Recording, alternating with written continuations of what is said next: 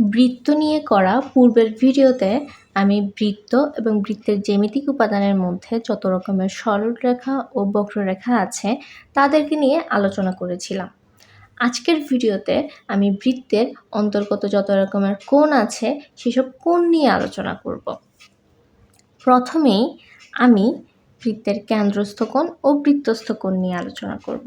কেন্দ্রস্থ কোণ ও বৃত্তস্থ কোণ কি? এটা হলো বৃত্তের কেন্দ্র, এই বৃত্তে এটা কেন্দ্র। এই বৃত্তের এটা হলো একটা পরিধি এবং আমি ধরে নিলাম পরিধির দুটা পয়েন্ট হলো এই দুইটা, নাম দিলাম আমি এ এবং বি। আর এই যে কেন্দ্র, ওকে ধরো আমি নাম দিলাম ও। এখন আমি যদি কেন্দ্রের সঙ্গে পরিধির দুটা পয়েন্টকে যোগ করে দিই, আমি হাত দিয়েই আঁকছি, এই দুটো পয়েন্টকে যদি আমি যোগ করে দিই তাহলে আমি দেখব এখানে একটা কোণ উৎপন্ন হয়েছে। এই যে আমার কোণটা, এটাকে বলা হবে কেন্দ্রস্থ কোণ। এই চাপের উপরে, এবি চাপের উপরে কেন্দ্রস্থ কোণ। কেন্দ্রস্থ কোণ তাহলে কি হলো? একটা চাপ কেন্দ্রে যে কোণ উৎপন্ন করে তা হলো কেন্দ্রস্থ কোণ। অর্থাৎ চাপের দুইটা প্রান্তবিন্দুর সঙ্গে আমি কেন্দ্রকে যদি যোগ করে দিই, আমি যে কোণটা পাবো সেটা কেন্দ্রস্থ কোণ। এখন এখানে আরও একটা বিষয় থাকলো, এটা তো কেন্দ্রস্থ সূক্ষ্ম কোণ, কিন্তু এই যে একটা কেন্দ্রস্থ প্রবৃদ্ধ কোণ আছে না, এই সাইডেও তো একটা কোণ আছে, এটা একটা প্রবৃদ্ধ কোণ। আমরা জানি 180 থেকে বড় কিন্তু 360-এর ছোট, এমন কোণগুলো প্রবৃদ্ধ কোণ হয়। তাহলে এখানে একটা কোণ সৃষ্টি হয়েছে, এটাকে আমরা বলতে পারি কেন্দ্রস্থ প্রবৃদ্ধ কোণ। এবার আসো আমরা বৃত্তস্থ কোণ কি সে সম্পর্কে জানব। আমি ধরে নিলাম পরিধির উপরের যে কোনো একটা বিন্দু সি, এ বিন্দু আর সি বিন্দুকে যোগ করে দিতে পারি, আবার আমি বি বিন্দু আর সি বিন্দুকেও যোগ করে দিতে পারি। তাহলে আমি এ এবং সিকে যোগ করলাম এবং বি এবং সিকে যোগ করলাম, এখানে একটা কোণ উৎপন্ন হলো না? তাহলে এই চাপটা পরিধির যে কোনো বিন্দুতে যে কোণ উৎপন্ন করে তাই হলো বৃত্তস্থ কোণ। যে কোনো চাপ পরিধির একটা বিন্দুতে যেই কোণই উৎপন্ন করবে সেটাই হলো বৃত্তস্থ কোণ, আর কেন্দ্রে যে কোণ উৎপন্ন করবে সেটা কেন্দ্রস্থ কোণ। কেন্দ্রস্থ কোণে দুটো কনসেপ্ট থাকে, একটা কেন্দ্রস্থ সূক্ষ্ম কোণ থাকে, একটা কেন্দ্রস্থ প্রবৃদ্ধ কোণ থাকে। আর বৃত্তস্থ কোণের বেলা জাস্ট পরিধির উপরের যে কোনো একটা বিন্দুতে যে কোণ উৎপন্ন করে সেটা হয় বৃত্তস্থ কোণ। শুরুতে আরও একটা বিষয় বলা উচিত ছিল, আমি যদি শুধু একটা কেন্দ্র নিই তাহলে এই কেন্দ্রে কত ডিগ্রি কোণ উৎপন্ন হয় তোমরা জানো? তোমরা হয়তো বলবে কোণ উৎপন্ন হওয়ার জন্য তো দুটা সরলরেখার প্রয়োজন, দুটা সরলরেখার মধ্যবর্তী অথবা বাইরে একটা কোণ উৎপন্ন হয়, যেমনটা আমরা সবসময় দেখি এখানে একটা কোণ উৎপন্ন হয় অথবা এইখানে একটা কোণ উৎপন্ন হয়। তাহলে এখানে তো কোনো সরলরেখাই নেই, এখানে তো কোনো কোণ উৎপন্ন হওয়ার কথা না। কিন্তু এই বৃত্তের কেন্দ্রে টোটাল, আমি যে কোনো একটা বৃত্ত নিলে তার কেন্দ্রে টোটাল 360 ডিগ্রি কোণ উৎপন্ন হয়। এটা আমরা বলি না 360 ডিগ্রি ঘুরতে পারে, অর্থাৎ সকল দিকে ঘুরতে পারে।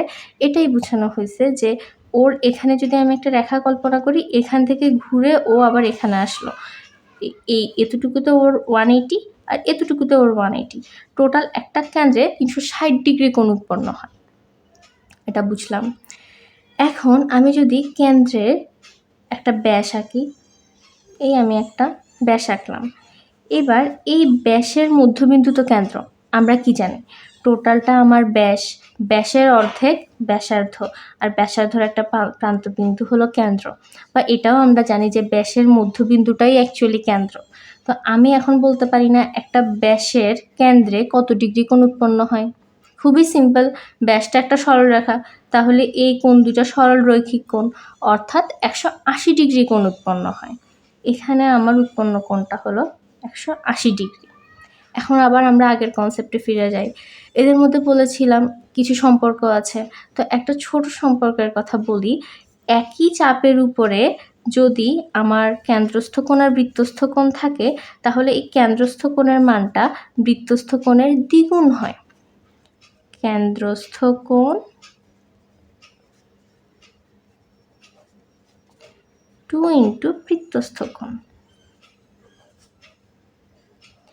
এই সম্পর্কটা কিন্তু কেবল তখনই হবে যখন চাপটা সেম থাকবে। একই চাপের উপরে অবস্থিত কেন্দ্রস্থ কোণ, একই চাপের উপরে অবস্থিত বৃত্তস্থ কোণ।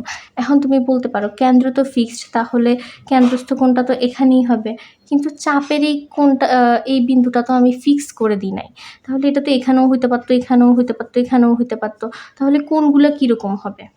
আমি ধরো এইখানে বিন্দুটা নিলাম যে চাপের একটা বিন্দু, তাহলে এই কোণটা কেমন হইতো? এমন হইতো। এটা ধরো ডি পয়েন্ট, এই ক্ষেত্রে বৃত্তস্থ কোণের মান যা হবে, এই ক্ষেত্রে বৃত্তস্থ কোণের মান তা হবে। ধরো আমি একটা পয়েন্ট নিলাম এখানে, তাহলে এই পয়েন্টও বৃত্তস্থ কোণের মান তাই হবে। এটা ধরো ই কোণ, এখানে ই কোণ যা, সি কোণ তা, ডি কোণ তা। একই চাপের উপরে অবস্থিত সকল বৃত্তস্থ কোণ সমান। আমি যেখানেই বৃত্তস্থ কোণটা আঁকি সেখানেই বৃত্তস্থ কোণটা সমান হবে, আর সেই বৃত্তস্থ কোণের মান হবে কেন্দ্রস্থ কোণের অর্ধেক। বুঝলে? কেন্দ্রস্থ কোণ বলতে ওই একই চাপের উপরে, চাপটা অবশ্যই ফিক্স থাকতে হবে, চাপ ভিন্ন হলে কিন্তু এই সম্পর্কটা অ্যাপ্লাই করা যাবে না। আচ্ছা, এখন এখানে আসো। এখানে দেখো তো এই যে আমি ব্যাসটাকে নিচ্ছি, সেটাও কি মূলত দেখো তো একটা পরিধির উপরস্থ দুইটা বিন্দু থেকে অঙ্কিত একটা কেন্দ্রস্থ কোণ না? এই যে এটা একটা কেন্দ্র থেকে পরিধির দুটো বিন্দুর সাথে আমি কানেক্ট করেছি, তাহলে এই 180 ডিগ্রি কোণটাকে আমি অ্যাকচুয়ালি একটা কেন্দ্রস্থ কোণ বলতে পারি। এইটা টোটালটা একটা চাপ, বা ওই দিক থেকেও আমি চাপ কাউন্ট করতে পারি, যে কোনো দিক থেকেই কাউন্ট করতে পারি যে এটা একটা চাপ, ও কেন্দ্রে এই 180 ডিগ্রি কোণটা উৎপন্ন করেছে। এখন আমি ওর উপরে একটা বৃত্তস্থ কোণ আঁকতে পারি। ধরো এই একটা বৃত্তস্থ কোণ আমি আঁকলাম। এই বৃত্তস্থ কোণটার মান কত হবে তাহলে বলো তো? এইটা 180 ডিগ্রি, আমি জানি কেন্দ্রস্থ কোণের অর্ধেক এটা হয়, তাহলে এই বৃত্তস্থ কোণ কত হবে? একই চাপের উপরে অবস্থিত, এটা তখন হবে 90 ডিগ্রি। তো এগুলো ছিল বেসিক কিছু কথাবার্তা কোণ রিলেটেড। তোমাদের আরও বিস্তারিত এই বিষয়টা আমি জানাবো অন্য কোনো ভিডিওতে। তোমরা অবশ্যই জানাবে কেমন হয়েছে, ভালো লাগলে অবশ্যই লাইক, কমেন্ট এবং সাবস্ক্রাইব করবে। পরবর্তী ভিডিওতে আমি ক্ষেত্রফল নিয়ে আরও বিস্তারিত আলোচনা করব।